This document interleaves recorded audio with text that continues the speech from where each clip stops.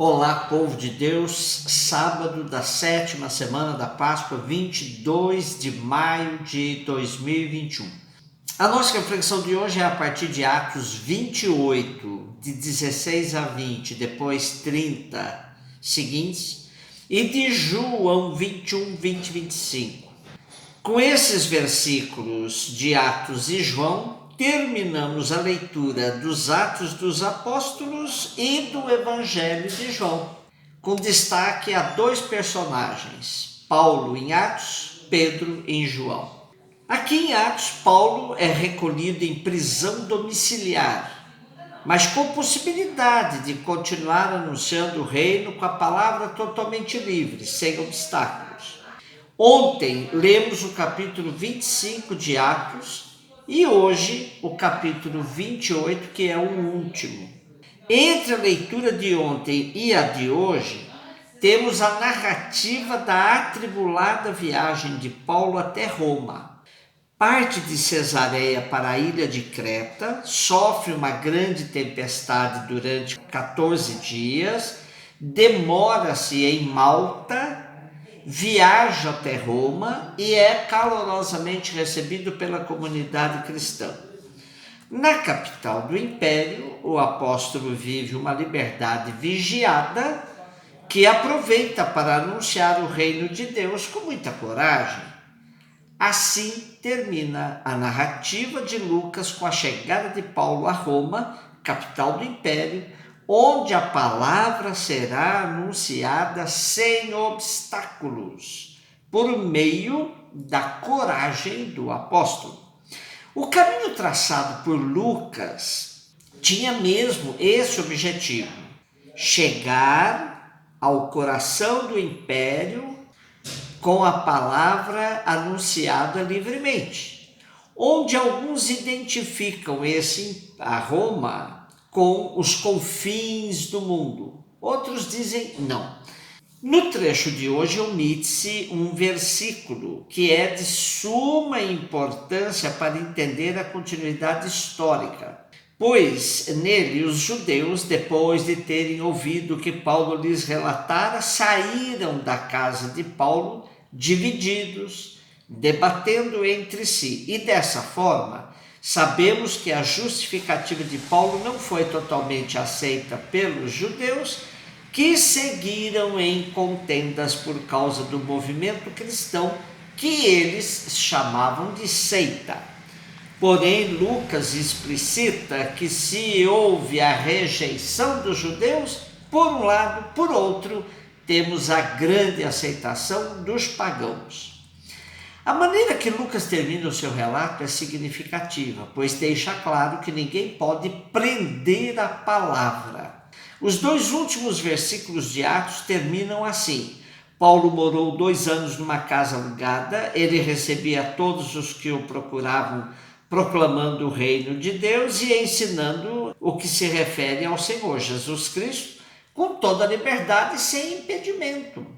Porém, o que aconteceu com Paulo depois desses 2 anos relatados por Lucas, não sabemos. Foi solto? Voltou a viajar? Dessa prisão domiciliar saiu direto para o martírio? Porém, nos parece estranho que Lucas, escrevendo depois dos anos 80, nada diga do martírio de Paulo ocorrido entre os anos 64 e 67. O certo é que Lucas não permite que tiremos nenhuma conclusão.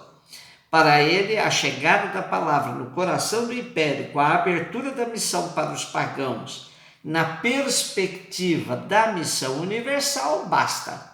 O padre Comblan faz um traçado final para concluirmos a leitura dos Atos dos Apóstolos bem interessante. Diz ele: poucos anos depois virá a perseguição de Domiciano, o imperador.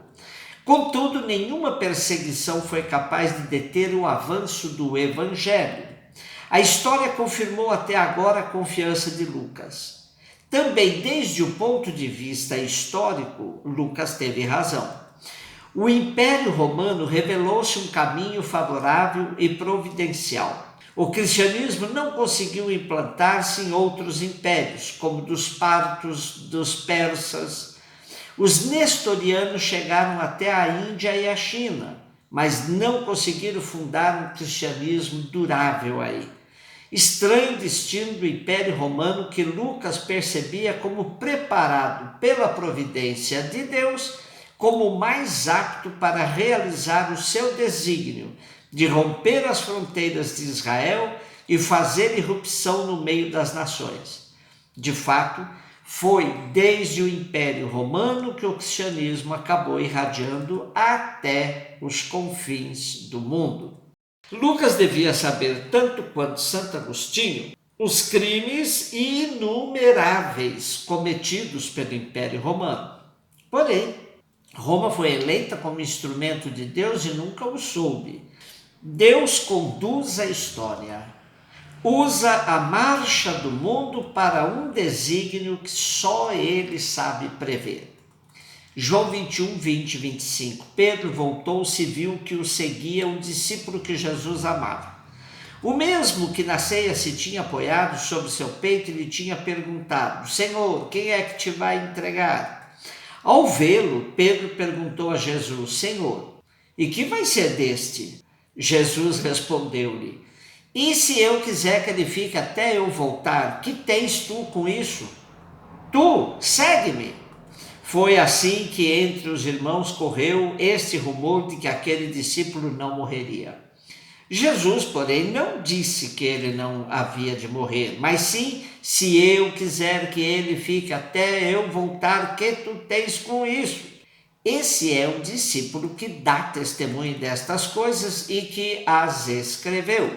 E nós sabemos bem que o seu testemunho é verdadeiro. Há ainda muitas outras coisas que Jesus fez. Se elas fossem escritas, uma por uma, penso que o mundo não teria espaço para os livros que se deveriam escrever.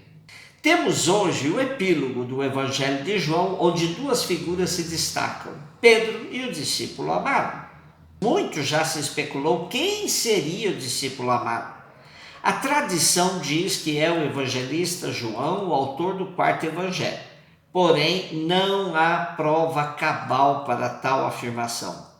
Já se disse também que seria Lázaro, que muitos não acreditavam que Lázaro voltaria a morrer, depois de Jesus o ter trazido à vida outra vez. Outra teoria que não encontra comprovação.